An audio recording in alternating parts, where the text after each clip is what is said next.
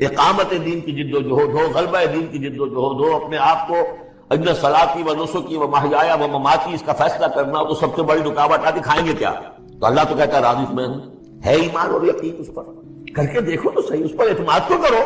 لیکن یہ کہ اس پر اعتماد کرنا، توکل بڑی مشکل، وہ تو جتنا ایمان ہوگا اتنا ہی اعتماد ہوگا، اور گہرا ایمان ہوگا گہرا اعتماد ہوگا۔ وَمَن يَتَّقِ اللَّهَ يَجْعَلْ لَهُ مَخْرَجًا وَيَرْزُقْهُ مِنْ حَيْثُ لَا يَحْتَسِبُ وَمَن يَتَوَكَّلْ عَلَى اللَّهِ فَهُوَ حَسْبُهُ۔ یہ تو ابھی تقویٰ والے کی بات ہے کہ وہ وہاں سے رزق دے گا جہاں سے اسے ملے گا بھی نہیں، اور جس نے اللہ پر توکل کر لیا تو وہ اس کے لیے بہت کافی ہو جائے گا۔ توکل کر کے تو دے گا، حسبہ وہ اس کے لیے کافی۔ یہاں تک فرمایا ہے حدیث میں من کان فی حاجت اخیہ کان اللہ فی حاجتہ، اگر کوئی مسلمان اپنے کسی بھائی کی ضرورت پوری کرنے میں لگ رہا ہے، اپنا وقت صرف کر رہا ہے، اللہ اس کی ضرورت پوری کرنے شروع۔ فکر ماں در کار ماں آزار ماں، کار ساز ماں بے فکر کار ماں، یہ فارسی شاعری کے اندر یہ دینی حقائق ہے۔ کار ساز ماں بے فکر کار ماں، میرا کارساز میرے کاموں کی فکر کر رہا ہے، میں نے اپنے آپ کو اس کے کام کے لیے لگا دیا۔ وہ دنیا میں بھی ذرا سا بھی کوئی شریف انسان ہوگا، آپ اس کے ہو جائیں وہ آپ کو چھوڑ دے گا پھر کہیں، شرافت ہو مروت ہو، آپ اللہ کے بن کر تو دیکھیے، پھر وہ کارساز ہے۔ کارساز ماں بے فکر کار ماں، فکر ماں در کار ماں آزار ماں، جب میں اپنے معاملات کی فکر خود کرتا ہوں، کوئی نہ کوئی ٹھوکر کھاتا ہوں، کوئی نہ کوئی غلطی کرتا ہوں، آزار اپنے سر کے اوپر پیدا کر لیتا ہوں۔ اپنے آپ کو حوالے کرو، اس کا نام ہے تفویض الامر الی اللہ، افوض امری الی اللہ ان اللہ بصیر بالعباد، ان اللہ بالغ امرہ، اللہ تعالیٰ تو اپنا معاملہ تو پورا کر کے ہی رہتا ہے، وہ تو دین کو غالب کرنا ہی ہے، کون اس کے اندر نفع کما گیا کون محروم رہ گیا یہ ان کی قسمت ہے۔ ابو بکر اور عمر اور عثمان اور علی اور عبد الرحمن ابن عوف یہ بازی جیت گئے، ابو جہل ابو لہب یہ تو اب ان کا معاملہ ہے، اللہ تو اپنی بات پوری کرا دے گا، اور اس دنیا کے ختم ہونے سے پہلے پورے کھلے عرضی پر اللہ کا دین غالب ہوگا، یہ ہونا ہے۔ دیکھنا یہ ہے کہ تم اس بہتی گنگا میں کو ہاتھ دھونے کو تیار ہو جائے، یا تم محرومین کی فہرست میں اپنے آپ کو لگا، بس اپنا تن من دھن لگا دو اس کے اندر، تمہاری ہڈیوں کا چورا ہو کر بھی اس نئی تعمیر کی بنیادوں میں اگر لگ جائے تو بہت بڑی کامیابی۔ قد جعل اللہ لکل شیء قدرا، بہت عمدہ مقام ہے، اللہ نے ہر چیز کے لیے ایک اندازہ مقرر کیا ہوا ہے، کب اللہ کی مدد آئے گی یہ بھی اس نے طے کیا ہو، you have to qualify, pre qualification conditions, تب مدد آئے گی، یوں نہیں آتی مدد۔ اپنا سب کچھ لگا دو پھر کہو کہ اللہ میری 15 برس کی کمائی کل میدان میں میں نے وجود ڈالی ہوئی ہے، 15 برس کی کمائی، دن کی اور رات کی کوششیں، صبح اور شام کی کوششیں نہیں، 15 برس وہ میدان میں نے لا کے ڈالا، تب پکارو اللہ کو۔ اپنا مال بچا کے رکھنا ہے، اپنی مستقبل کو بھی بچانا ہے، اپنی اولاد کو بھی بچانا ہے، اور اللہ کا دین غالب ہو جائے، کہیں نام لکھا کے کسی جماعت میں شامل ہو کر بڑا تین بار دیا، گویا کہ اللہ تعالیٰ تو جانتا ہی نہیں کتنی کنٹریبیوشن ہے، کتنا اثار ہے، کتنی قربانی ہے، کتنا وقت ہے، کتنی محنت ہے، اللہ جانتا ہے، باقی اس نے ہر چیز کا ایک اندازہ مقرر کیا۔ اصل معجزہ کسے کہتے ہیں؟ جسے کوئی نبی چیلنج کے ساتھ پیش کرتا ہے کہ یہ ہے میری رسالت کا ثبوت، آؤ مقابلہ کر لو۔ حضرت موسیٰ علیہ السلام کے جو اصل معجزے تھے وہ دو تھے، ایک عصا جس کا کہ مقابلہ کیا، آپ کو معلوم ہے کہ فرعون نے تمام جو جادوگر تھے پورے مملکت کے انہیں جمع کیا اور مقابلہ، تو جس چیز کو کہ پیش کیا جائے چیلنج کے ساتھ کہ آؤ تو مقابلہ کر لو، وہ اصل معجزہ ہوتا ہے اس نبی اور رسول۔ تو حضور صلی اللہ علیہ وسلم کا اصل معجزہ، یعنی معجزات، آپ یہ موالتے میں مبتلا نہ ہو، میں بقیہ معجزات کی نفی نہیں کر رہا، یہ واقعات اپنی جگہ حق ہیں کہ حضور کو پتھر سلام کرتے تھے، حضور صلی اللہ علیہ وسلم جس کھجور کے تنے کے ساتھ ٹیک لگا کر خطبہ دیا کرتے تھے، جبکہ ابھی مسجد نبی میں ممبر نہیں بنا تھا، جب تعداد زیادہ ہو گئی مسلمانوں کی اور ضرورت محسوس ہوئی کہ ذرا بلند مقام پر کھڑے ہو کر آپ خطبہ ارشاد فرمائیں، تو پھر وہ ممبر بنا کر رکھا گیا۔ پہلے مرتبہ جب آپ ممبر پر چڑھ رہے تھے خطبہ دینے کے لیے، تو اس کھجور کے سوکھے تنے میں سے ایسی آواز آئی جیسے کوئی بچہ بلک بلک کر رو رہا ہو کہ وہ سعادت جو مجھے حاصل رہی تھی آج تک میں محروم ہو گیا۔ تو یہ انبیاء کا مقام ہے۔ مولانا روم نے اسی لیے کہا ہے کہ فلسفی کو منکر حنانہ است، از حواس انبیاء بیگانہ است۔ فلسفی اور عقلیت پرست انسان وہ تو حنانہ کا انکار کر دے گا، کیسے ممکن ہے سوکھا تنا اور اس کے اندر سے بچے کی طرح بلکنے کی آواز آئے، لیکن یہ اس لیے کہ وہ انبیاء کے خصوصی احوال جو ہے ان کو جانتا نہیں۔ اس قسم کے خلق عادت واقعات حضور کی زندگی میں بھی بے شمار ہوئے، لیکن حضور کا وہ معجزہ جس میں تحدی کے ساتھ چیلنج کے انداز میں کہا گیا کہ آؤ مقابلہ کرو، وہ صرف اور صرف قرآن ہے۔ چنانچہ آپ سورہ بنی اسرائیل میں دیکھیں گے قُلْ لَئِنِ اجْتَمَعَتِ الْإِنسُ وَالْجِنُّ عَلَىٰ أَن يَأْتُوا بِمِثْلِ هَٰذَا الْقُرْآنِ لَا يَأْتُونَ بِمِثْلِهِ وَلَوْ كَانَ بَعْضُهُمْ لِبَعْضٍ ظَهِيرًا۔ اے نبی چیلنج کر دیجئے، اگر تمام انسان اور تمام جن مل کر یہ چاہیں کہ اس قرآن جیسی کوئی تصنیف کر دیں تو چاہے وہ ایک دوسرے کا کتنی بھی اس میں مدد کریں اور تعاون کریں، وہ ہرگز قرآن جیسی کتاب تصنیف نہیں کر سکتے۔ اس سے آگے بڑھ کر یہ بات کہی گئی، اچھا پورا قرآن نہیں لا سکتے، اس قرآن کی طرح کی 10 صورتیں ہی تصنیف کر لو۔ جب اس کا بھی جواب نہیں دیا گیا تو جسے کہتے ہیں برسبیل تنزل، اور پنجابی میں کہتا ہے کہ برے کو گھر تک پہنچانا، وہ برے کو گھر تک پہنچانے کے لیے فرمایا ایک صورت ہی بنا لاؤ۔ یہ سورہ ہود میں اور سورہ یونس میں یہ مضمون آیا، اور پھر سورہ بقرہ میں ہجرت کے بعد جو پہلی صورت نازل ہوئی اس میں پھر اس کو دوہرا دیا گیا، وَإِن كُنتُمْ فِي رَيْبٍ مِّمَّا نَزَّلْنَا عَلَىٰ عَبْدِنَا فَأْتُوا بِسُورَةٍ مِّن مِّثْلِهِ وَادْعُوا شُهَدَاءَكُم مِّن دُونِ اللَّهِ إِن كُنتُمْ صَادِقِينَ، کہ اگر تمہیں کوئی شک ہے اس کتاب کے بارے میں جو ہم نے نازل فرمائی ہے، شک کیا ہوگا؟ شک اسی بات میں ہوگا کہ شاید یہ محمد کا اپنا کلام ہے صلی اللہ علیہ وسلم، یا کوئی اور انسان ہے جو انہیں سکھا پڑھا رہا ہے۔ اگر تمہیں اس نوعیت کا کوئی شک ہے تو اس جیسی ایک سورت بنا لاؤ، فَأْتُوا بِسُورَةٍ مِّن مِّثْلِهِ، اور نوٹ کیجئے گا سورۃ العصر بھی سورت ہے، سورۃ الکوثر بھی سورت ہے، 3 آیات بھی اگر ایسی تم تصنیف کر کے لے آؤ تب تو تمہیں کچھ شک کرنے کا حق حاصل ہوگا، اور اگر نہیں کر سکتے تو جان لو فَإِن لَّمْ تَفْعَلُوا وَلَن تَفْعَلُوا، پھر اگر تم ایسا نہ کر سکو اور ہرگز نہیں کر سکو، ذرا چیلنج کا انداز دیکھیں کہ ہرگز نہیں کر سکو، فَاتَّقُوا النَّارَ الَّتِي وَقُودُهَا النَّاسُ وَالْحِجَارَةُ، ڈرو اس آگ سے جس کا ایندھن بنیں گے انسان اور پتھر۔ اب اس بات کو سمجھیے کہ تاریخی حقیقت ہے جس کا کوئی کافر انکار نہیں کر سکتا، کہ وہ کوئی شخص اس چیلنج کو قبول کرنے کی جرات نہیں کر سکتا۔ اگر جھوٹ موٹ کو بھی کوئی کھڑا ہو جاتا اور کہتا کہ ٹھیک ہے میں نے یہ ایک صورت بنائی ہے اور میرا دعویٰ یہ ہے کہ یہ قرآن جیسی ہے، تو ایک کنٹروورسی تو پیدا ہو جاتی ہے۔ کچھ لوگ چاہے کہتے کہ نہیں یہ قرآن کے سطح کی نہیں ہے، لیکن یہ کہ اس کا دعویٰ تو ہو جاتا۔ لیکن تاریخ یہ بتا رہی ہے کہ سرے سے کسی شخص نے اس کی جرات نہیں کی، اس درجے وہ قرآن سے مرعوب ہوئے۔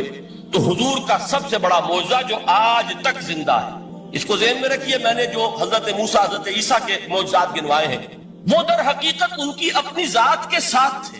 ید بیضا موسیٰ کے ساتھ تھا، عصا معجزہ اس وقت تھا جب موسیٰ کے ہاتھ میں تھا، اس کے بعد کئی سو برس تک وہ صندوق سکینہ جو ہے، تابوت سکینہ، اس میں وہ عصا رکھا رہا، لیکن اب وہ معجزہ نہیں تھا، وہ سوکھی لکڑی تھی، اس کے سوا کچھ نہیں۔ تو تمام انبیاء اور رسول کے معجزے ختم ہو گئے، وہ ان کی ذات کے ساتھ تھے۔ محمد الرسول اللہ کی رسالت دائمی ہے تا قیام قیامت، لہذا معجزہ بھی آپ کا دائمی ہے، وہ معجزہ آج بھی موجود ہے۔ البتہ میں ادھر ضرور توجہ دلاؤں گا کہ قرآن مجید کے اعجاز کے 3 پہلو ہیں۔ پہلا پہلو، اور زیادہ تر اسی کی طرف توجہ زیادہ ہوئی ہے، وہ ہے قرآن کی فصاحت، بلاغت، ادبیت، اس کی چاشنی۔ ظاہر بات ہے کہ اس کا شعور اور ادراک صرف عربوں کو ہو سکتا، بلکہ میرے خیال میں ناراض نہ ہو اہل عرب تو آج کے عربوں کو بھی نہیں ہو سکتا۔ یہ اسی دور کے عرب، ان کی اپنی جو اس وقت کی زبان تھی، اس زبان میں فصحاء، بلغاء، شعراء، خطباء، ان کو اتنا ذوق تھا کہ وہ باقی پوری دنیا کو کہتے تھے یہ گونگے ہیں، بولنا ہمیں آتا، خطیب ہم ہیں، شاعر ہم ہیں، خطبہ ہم دے سکتے ہیں، شعر ہم کہہ سکتے ہیں، باقی سب تو عجمی ہیں، گونگے ہیں، ان کے اندر نہ فصاحت ہے، نہ بلاغت ہے، نہ ان کے کلام میں چاشنی ہے، نہ اس کے اندر کوئی شکوہ ہے۔ یہ دعویٰ جنہیں تھا، جب ان کے منہ بند ہو گئے قرآن کو سننے کے بعد کہ اس کلام کا کوئی مقابلہ ممکن نہیں ہے، جو ان کے سبع معلقہ کے شعراء میں سے آخری شاعر وہ ایمان لے آئے، اس کے بعد جب ان سے کہا گیا کہ اب آپ شعر نہیں کہتے، حضرت عمر نے ایک مرتبہ ان سے سوال کیا کیا بات ہے، اب آپ نے شعر کہنے چھوڑ دیے؟ تو ان کا جواب یہ تھا، اب بعد القرآن، کیا اب قرآن کے بعد بھی اس کا امکان ہے کہ کوئی شخص اپنی فصاحت اور بلاغت کا کوئی اظہار کرنا چاہتا ہے؟ یہ تو فصاحت اور بلاغت کی ایک معراج ہے کہ جس تک کہ اب کسی انسان کی رسائی ممکن نہیں۔ تو فصاحت اور بلاغت جو ہے قرآن کی اور اس کی ادبیت، در حقیقت اس کا ادراک تو ہو سکتا ہے صرف اہل زبان کو۔ ہم لوگ جو ترجموں سے پڑھتے ہیں، چاہے کتنی ہی گرامر پڑھ لیں، کتنی صرف و نحو پڑھ لیں، واقعہ یہ ہے کہ وہ جو ایک ہوتا ہے نفس پر جب انگلی آتی ہے تو جو ایک آپ کو فیل ہوتی ہے، وہ فیل ہم جو عجمی لوگ ہیں جن کی مادری زبان عربی نہیں ہے، وہ قرآن مجید کی فصاحت اور بلاغت کو اس طور سے نہیں سمجھ سکتے جیسے کہ اہل زبان سمجھ سکتے ہیں، اور خاص طور پر جیسے کہ اس زمانے کے اہل زبان نے سمجھا۔ آج چونکہ عربی زبان ویسے تو جو اس کی فصیح لینگویج ہے وہ جو کہ تو اپنی اصل پر قائم ہے اور وہ اسی قرآن کے طفیل اور قرآن کے صدقے قائم ہے، ورنہ دنیا میں کوئی دوسری زبان نہیں ہے کہ جو 1500 برس تک اتنی پیور رہ جائے، اس میں تبدیلی آتی ہے۔ خود اردو جو ہے 300 برس کی اردو، دکن کی اردو، ذرا اس کو کبھی پڑھیے تو آپ حیران ہوں گے کہ یہ اردو زبان اور آج کی اردو کوئی اور ہے۔ یہ صرف 200-250 برس کے اندر یہ انقلاب اردو میں ہو چکا ہے. عربی زبان 1500 برس سے وہ قائم ہے اپنی اسی جگہ پر، اور وہ صرف قرآن کا اعجاز اور قرآن کا صدقہ ہے. لیکن باقی جو اصل میں بولی جانے والی زبانیں ہیں وہ بہت بدل چکی ہیں. لہذا تمام اہل عرب کے لیے بھی اب قرآن کے اس پہلو کو صحیح طور پر سمجھنا ممکن نہیں. قرآن کی جو اعجاز کے 2 پہلو ہیں وہ ہے در حقیقت جو میری اور آپ کی توجہ کے خاص طور پر در حقیقت حقدار ہیں اور ہمیں ان کی طرف توجہ کرنی چاہیے. بدقسمتی سے اس کی طرف عام طور پر علماء نے توجہ نہیں کی. اس کی صرف ادبیت ہی کا چرچا ہوتا ہے. اصل میں قرآن مجید علم انسانی کی معراج، فکر، فلسفہ، حکمت، قرآن کی ابدی حکمت، قرآن کا ابدی فلسفہ، قرآن انسانی مسائل کا جو حل دیتا، قرآن نے سوشل سائنسز میں جس طریقے سے رہنمائی کی ہے، یہ 2 پہلو ہیں اس کے اعجاز کے، جس کی کہ آج ہمیں ضرورت ہے کہ ہم اس کا شعور اور ادراک حاصل کریں. اس کے ضمن میں خاص طور پر علامہ اقبال کا نام لینا چاہتا ہوں. میرے نزدیک اس دور میں قرآن مجید کے اس اعجاز اور اس کے ایک معجزہ ہونے کے لیے سب سے بڑی دلیل علامہ اقبال کی شخصیت. وجہ کیا ہے کہ علامہ اقبال علماء کے طبقے میں سے نہیں تھے. ظاہر بات ہے کہ جن کا پورا جو ہے جن کی زندگی گزرتی ہو قال اللہ و قال الرسول میں، ان کے دلوں میں عظمت قرآن کی، ان کے دلوں میں حضور کی محبت، یہ تو سمجھیے کہ ہونی ہی چاہیے. ان کے شب و روز اسی میں گزرتے ہیں. لیکن یہ کہ ایک ایسا شخص جس کی تعلیم ہے کالجوں کی، یونیورسٹیوں کی، جس نے مشرق اور مغرب کے فلسفے کھنگال ڈالے، وہ شخص، اور وہ بھی اس دور میں جبکہ ہم پر مغرب سے مروبیت بہت شدید تھی. آج تو وہ مروبیت بہت کم ہو چکی ہے. آج تو ہمارا عام نوجوان جو ہے وہ آنکھوں میں آنکھیں ڈال کر بات کرتا ہے، اس میں خود اعتمادی ہے. ہمارا بھی اپنا ایک معاشی نظام ہے، ہمارا اپنا ایک سیاسی نظام ہے، ہمارا ایک اپنا سماجی نظام ہے، ہماری اپنی سوشل ویلیوز ہیں. آج کا نوجوان الحمدللہ احیاء اسلام کی وہ جد و جہد جو ہے وہ مرحلہ در مرحلہ بہرحال آگے بڑھ رہی ہے. وقت لگے گا لیکن یہ کہ اس میں یقیناً ترقی ہوئی ہے. اسی کا مظہر یہ ہے کہ خود اعتمادی ہے. We have confidence. ہم جانتے ہیں کہ اسلام ایک دین ہے، مکمل دین ہے، اس کے پاس زندگی کے تمام مسائل کا حل ہے. لیکن یہ ہے آج 1985 کی بات. علامہ اقبال اس صدی کے آغاز میں گئے ہیں یورپ، جبکہ ہم محکوم تھے انگریز کے. ایک حاکم قوم کے ہاں جا کر اس سے مروبیت کتنی شدید اس وقت تھی.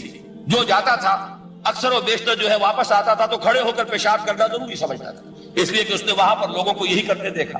ان کا لباس، ان کی وضاحت، ان کی تہذیب، ان کا تمدن، ہر طرح سے ان کے گن گاتا ہوا، ان کے لیے وہ بہت قصیدے جو ہیں تعریف کے کہتا ہوا آتا تھا.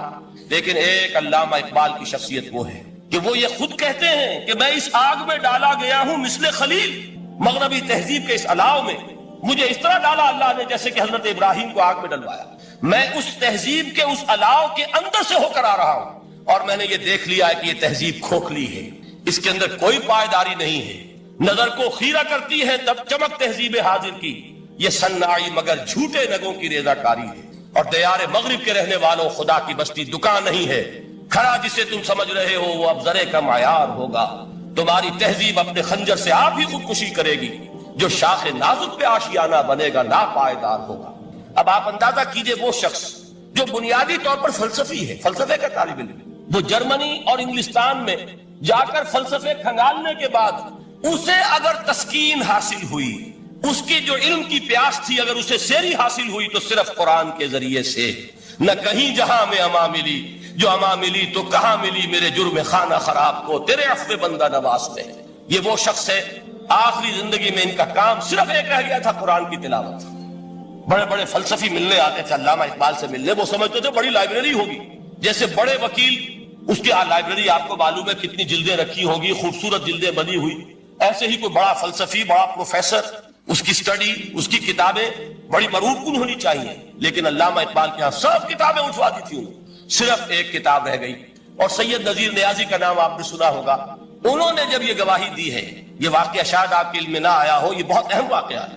وہ یہ لکھتے ہیں کہ میں نے ایک مرتبہ علامہ سے پوچھا کہ کچھ لوگ اعتراض کرتے ہیں یا یہ خیال ظاہر کرتے ہیں کہ آپ نے اپنا فلسفہ خودی نیٹشے سے لیا ہے، کوئی کہتا ہے فلاں سے لیا ہے، کوئی کہتا ہے فلاں سے لیا ہے، کچھ آپ خود بتا سکیں گے کہ آپ کے فلسفہ خودی کی سورس کیا ہے؟ تو علامہ نے کہا کہ اچھا کل فلاں وقت آ جانا تو میں تمہیں لکھوا دوں گا، ڈکٹیٹ کرا دوں گا. تو سید نذیر نیازی کہتے ہیں کہ میں بہت خوش ہوا کہ یہ سعادت میرے حصے میں آ رہی ہے کہ علامہ اقبال خود مجھے تحریر کرائیں گے کہ میرے فلسفے کی سورس کیا ہے. میں نے کہاں سے اخذ کیا.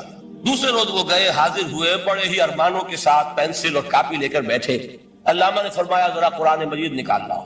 وہ قرآن مجید لائے، حیران ہوئے، یہ فلسفے کا سورس مجھے ڈکٹیٹ کرانے چلے تھے، یہ قرآن مجید کہہ رہے. کہا کہ ذرا سورۃ الحشر اس کا آخری رکوع، وَلَا تَكُونُوا كَالَّذِينَ نَسُوا اللَّهَ فَأَنسَاهُمْ أَنفُسَهُمْ أُولَٰئِكَ هُمُ الْفَاسِقُونَ. اے لوگوں، ان لوگوں کے مانند نہ ہو جانا جنہوں نے اللہ کو بھلا دیا تو اللہ نے انہیں اپنی خودی سے غافل کر دیا، اپنے آپ سے بیگانہ بنا دیا. یہی ہے لوگ جو فاسق تھے. علامہ نے کہا میرے فلسفے کی سورس یہ میں آپ کو بتانا چاہتا ہوں. اس معنی میں کہتا ہوں کہ اس دور میں علامہ اقبال کی شخصیت کو میں اعجاز قرآن کا سب سے بڑا مظہر سمجھتا ہوں.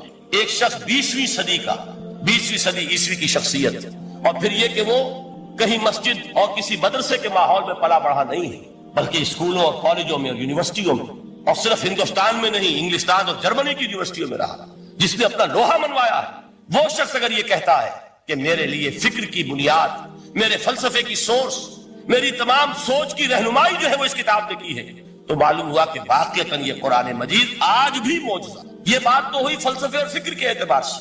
دوسرا پہلو جو اپلائیڈ پہلو ہے اس دور کے اعتبار سے وہ اہم تر ہو گیا ہے.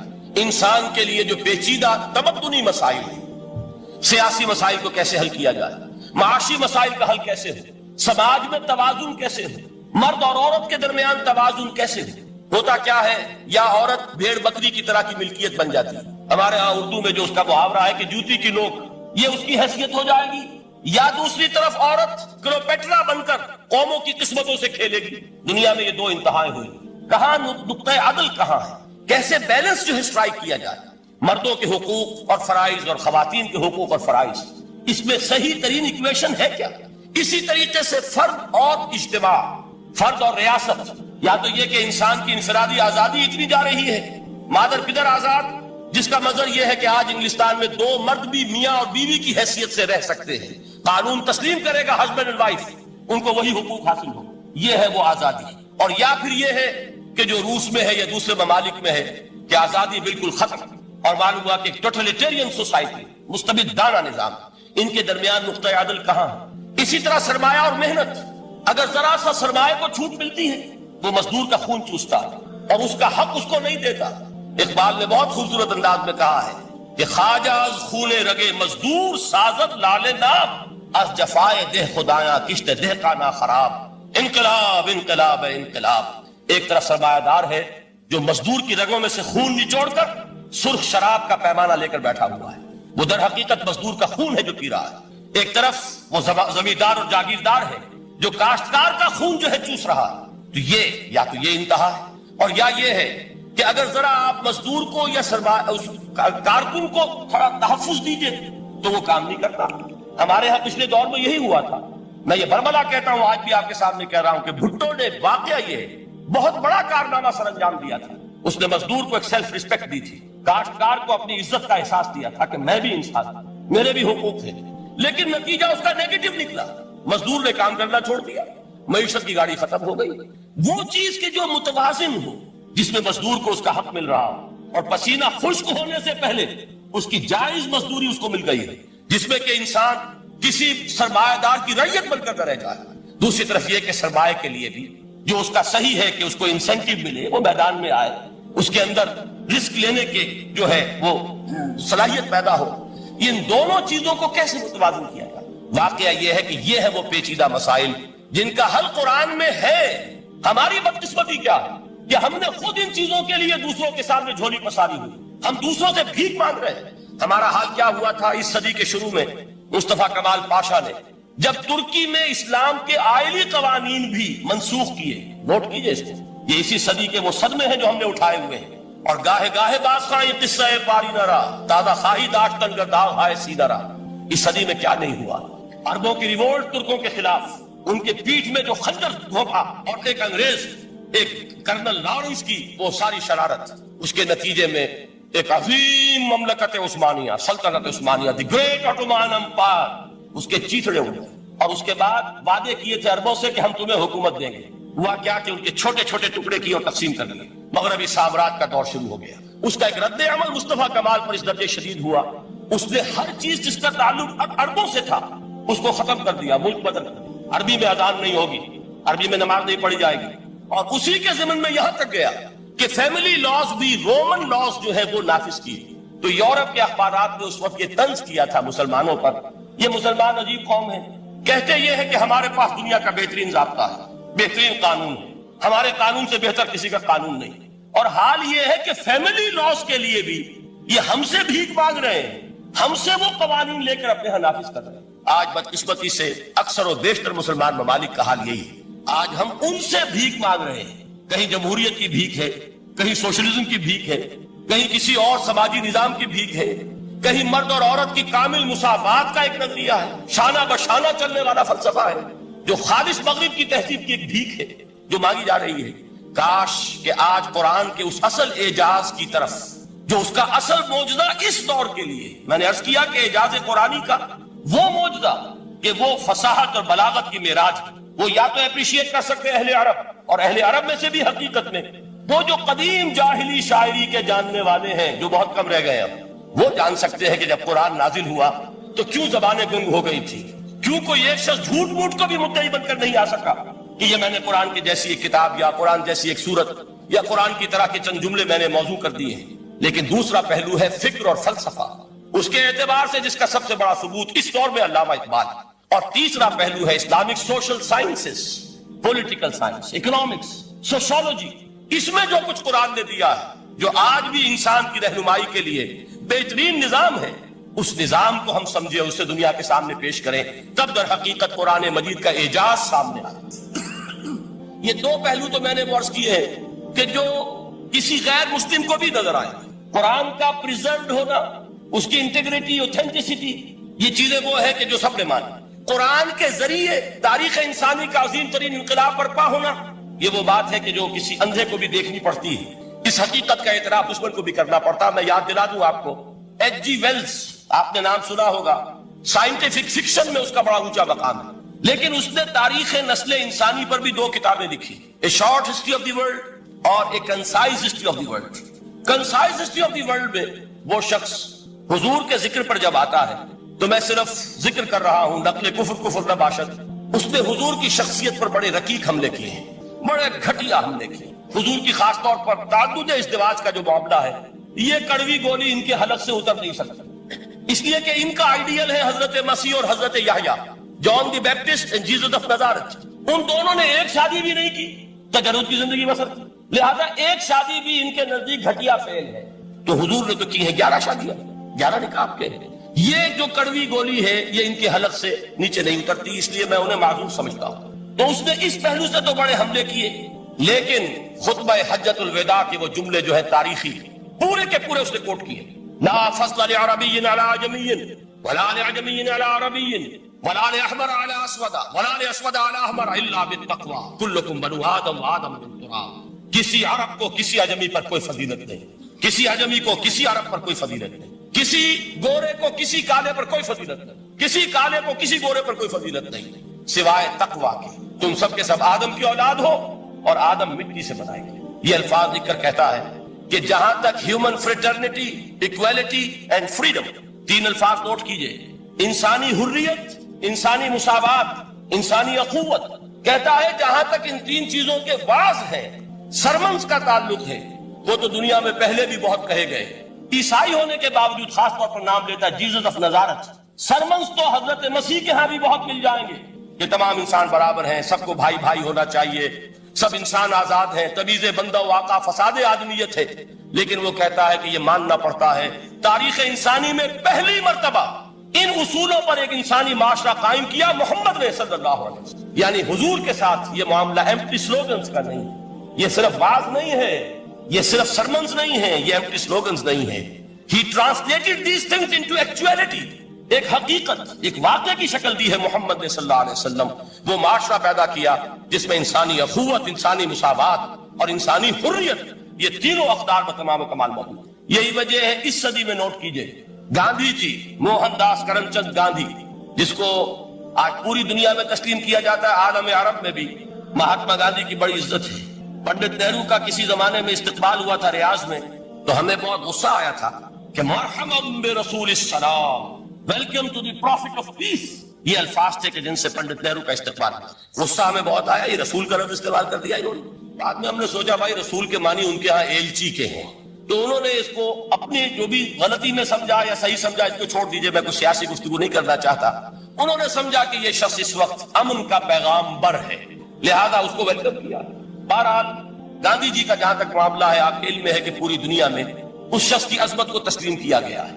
ہمارا معاملہ ہندوستانی مسلمانوں کا معاملہ یہ دوسرا ہے۔ وہ تو آپ کو معلوم ہے کہ جوتا جسے کاٹتا ہے اسے پتا چلتا ہے کہ یہ جوتی کاٹ رہی ہے، ورنہ دیکھنے والے کو پتا چلے گا بڑا خوبصورت جوتا ہے، بڑا عمدہ جوتا ہے، کوئی اس میں خرابی نہیں ہے، لیکن جسے وہ پنچ کر رہی ہے اسے پتا ہے کہ یہ ہے کیا۔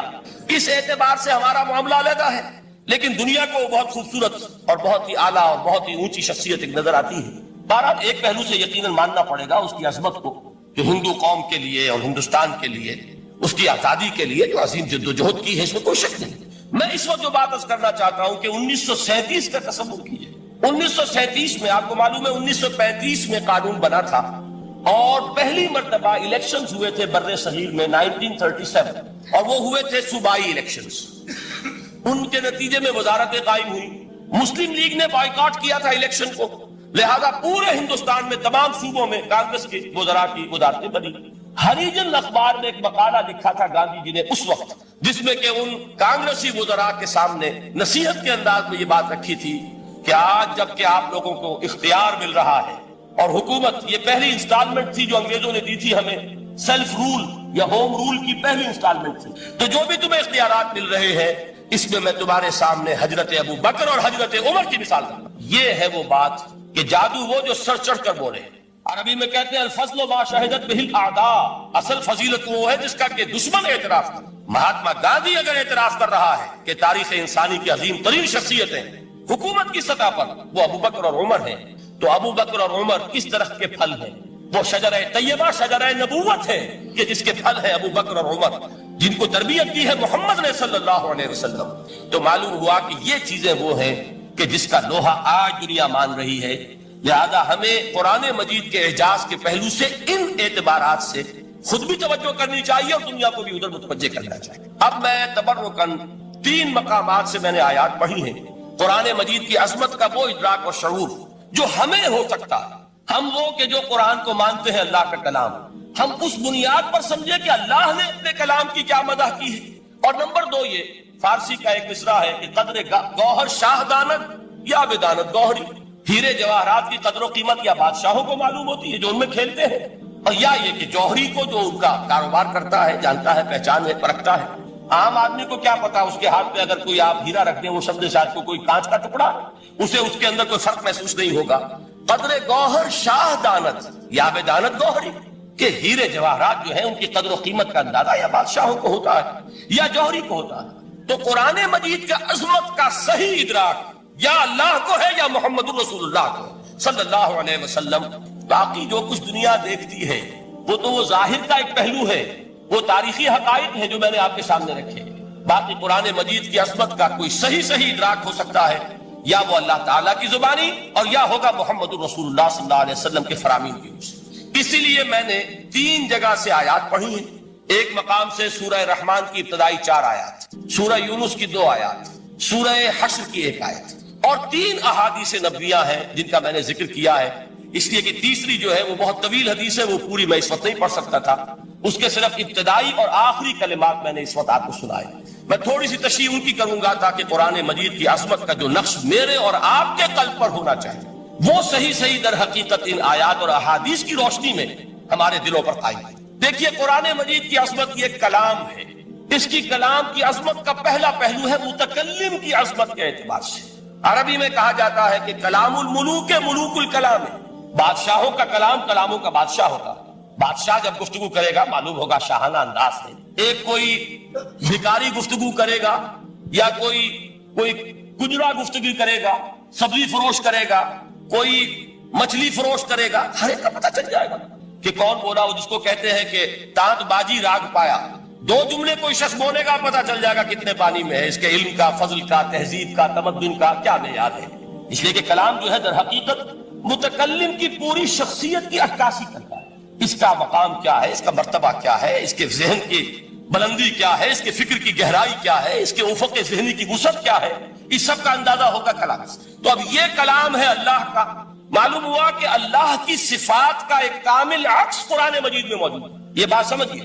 اس کو قرآن نے کس طرح بیان کیا؟ یہ وہ لطیف حقائق ہیں جن کے لیے قرآن مجید تمثیل کا پیراگراف اختیار کرتا ہے. اب سورہ حشر کی تمثیل کیا ہے؟ لو انزلنا هذا القرآن على جبل، اگر ہم نے اس قرآن کو کسی پہاڑ پر اتار دیا ہوتا، لرأيته خاشعا متصدعا من خشیت اللہ، تم دیکھتے اس پہاڑ کو کہ اللہ کی خشیت سے دب جاتا اور پھٹ جاتا. وَتِلْكَ الْأَمْثَالُ نَضْرِبُهَا لِلنَّاسِ لَعَلَّهُمْ يَتَفَكَّرُونَ. اور یہ مثالیں ہیں جو ہم لوگوں کے لیے بیان کرتے ہیں تاکہ وہ تفکر سے کام لیں، غور و فکر کریں. اگر میں اور آپ قرآن کی عظمت سے واقف نہیں ہوں گے، اس بات کو نوٹ کر لیجئے، تو میں اور آپ اپنا وقت کیسے صرف کریں گے اس کے لیے؟ انسان کا ایٹیٹیوڈ بڑا یوٹیلیٹیرین ہے آج کے انسان کا، خاص طور پر وہ کسی ایسے ہی کام کے لیے وقت لگائے گا جس میں اس کے لیے فائدہ ہو، اور اس فائدے کی چیز اگر نہیں ہے تو اس کی طرف متوجہ نہیں ہوگا. اگر قرآن مجید کی عظمت کا ہمیں ادراک ہو جائے تو ہم اپنا پورا وقت اس کے لیے وقت کرتے ہیں، اس کو سمجھیں گے، اس کی گہرائیوں میں غوطہ زنی کریں گے. جیسے اقبال نے کہا کہ قرآن میں ہو غوطہ زن اے مرد مسلمان. لیکن اگر یہ کہ اس کی عظمت کا ادراک نہ ہوا تو بس یہ کہ کبھی اتفاق ہو گیا کہ کھول لیا اور اس کو پڑھ لیا، پڑھ بھی لیا بغیر سمجھے، اور اس کا ثواب کسی اور کو پہنچا دیا. وہ آج حصول ثواب بھی نہیں رہا، ایصال ثواب ہی رہ گیا. ورنہ یہ کہ بہرحال علامہ اقبال نے جو اس پر پھپتی چست کی ہے کہ بآیا تشترا کار جزی نیست کہ از یاسین او آسا بمیری. اس قرآن کی عظیم آیات سے اے مسلمان آج تیرا سروکار صرف اتنا رہ گیا ہے کہ کوئی شخص مر رہا ہو، عالم نزا میں ہو، تو اس کو یاسین سنا کر اس کی جان جلدی سے نکال دو، آسانی سے نکل جائے. بس یہ سروکار رہ گیا. میں یہ نہیں کہتا کہ نہ پڑھی جائے، حضور نے فرمایا پڑھنی چاہیے، لیکن صرف یہ نہیں ہے اس کا مصرف. یہ تو انسانی زندگی کی رہنما کتاب بن کر نازل ہوئی. اس کے اوپر اس اعتبار سے توجہ تم نہیں کر رہے ہو، بلکہ تمہاری اس کے ساتھ جو ہے دلچسپی صرف اتنی رہ گئی. تو پہلی بات یہ کہ یہ سمجھیے کہ قرآن نے یہ تمثیل اختیار کی اپنے عظمت کے بیان کے لیے. اگر ہم نے اس قرآن کو پہاڑ پر اتار دیا ہوتا تو تم دیکھتے کہ وہ پھٹ جاتا اور دب. اب اس کو سمجھیے، القرآن یفسر بعضہ بعضا، قرآن کا ایک حصہ دوسرے حصے کی تفسیر کرتا ہے. سورہ اعراف میں واقع آیا ہے کہ حضرت موسیٰ علیہ السلام کا آپ کو معلوم ہے کہ کوہ طور پر اللہ تعالیٰ سے ہم کلامی کا شرف حاصل کرتے تھے. گفتگو ہو رہی ہے لیکن اللہ نظر نہیں آ رہا. اب اس کو اپنے اوپر طاری کیجئے کہ صاف سامنے آتے بھی نہیں، صاف چھپتے بھی نہیں. یہ جو صورتحال تھی کہ اگر کسی کی آپ آواز سن رہے ہیں، کلام سن رہے ہیں، سامنے نہیں آ رہا، تو آپ کے دل میں خواہش پیدا ہوگی کہ ذرا سا یہ پردہ بھی اٹھا دیا جائے، مجھے دیدار بھی حاصل ہو جائے.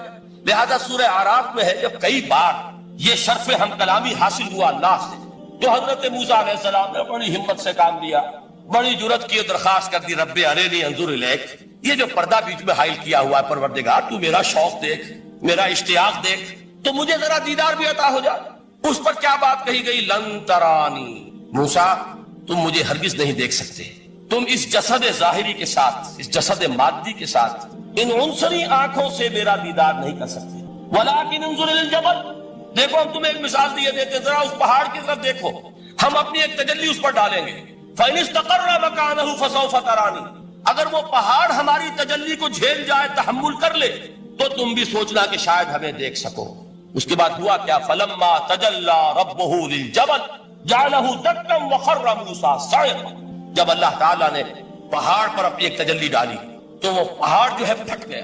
اور موسیٰ، اب دیکھیے براہ راست تجلی موسیٰ پر نہیں ہے، یہ انڈائریکٹ مشاہدہ ہے تجلی ربانی کا کہ جو پہاڑ پر ہوئی ہے، اور پہاڑ کی جو کیفیت ہوئی ہے اس کے مشاہدے سے حضرت موسیٰ بے ہوش ہو کر گیا. فصعق صعقا موسیٰ خر موسیٰ صعقا. یہ ہے وہ مثال جو یہاں دی ہے قرآن کے لیے. لو انزلنا هذا القرآن على جبل لرأيته خاشعا متصدعا من خشیت اللہ. نتیجہ کیا نکلا؟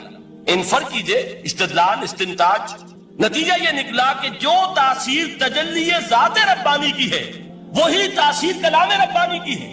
صرف یہ ہے کہ ہمیں اس کا شعور نہیں، ہمیں اس کا ادراک نہیں. یہ بالکل ذات کی تجلی کی جو تاثیر تھی وہی قرآن خود بیان کر رہا ہے کہ اس کلام ربانی کی. اس کو بھی علامہ اقبال نے خوب کہا ہے، فاش گویم آنچ در دل مزمرست، صاف کہہ دیتا ہوں جو کچھ میرے دل میں ہے. این کتابیں نیست چیزیں دیگرست. اسے کتاب نہ سمجھ بیٹھنا قرآن کو، یہ کتاب نہیں ہے، کچھ اور ہے. کچھ اور کیا ہے؟ مثل حق پنہاں ہم پیداستو زندہ پائندہ گویاستو. یہ تو جیسے اللہ تعالیٰ کی ذات ہے، مثل حق، ذات حق سبحانہ و تعالیٰ کی طرح یہ زندہ ہے، پائندہ ہے. مثل حق، پائندہ و گویاستو، یہ جو ہے زندہ ہے، یہ متکلم ہے، کلام نہیں ہے. کل صفات ربانیہ جو ہے ظاہر اور باطن، مثل حق بنہا، ظاہر و بنہا، اور حی و قیوم جیسے اللہ کی ذات ہے، وہی صفات اس کلام کی. اور اس کے بعد وہ شعر آیا تھا جو میں پہلے سنا چکا ہوں، چوں بجاں در رفت جاں دیگر شود. جب یہ قرآن کسی انسان کے اندر سرایت کر جاتا ہے، اس کے دل پر نازل ہوتا ہے. دیکھیے یہ الفاظ آپ کو کہیں اور نہیں ملیں گے. میرے نزدیک جہاں علامہ اقبال اس دور میں قرآن کی عظمت کا سب سے بڑا ثبوت ہے، وہاں عظمت قرآنی کے سب سے زیادہ واقف اور اس کا سب سے زیادہ شعور رکھنے والے بھی علامہ اقبال. یہ الفاظ آپ کو کہیں نہیں مل سکیں گے کہ مثل حق بنہاؤ ہم پیداستو، زندہ و پائندہ و گویاستو، چوں بجاں در رفت جہاں دیگر شود، جہاں چو دیگر شد جہاں دیگر شود. جب یہ انسانوں کے اندر سرایت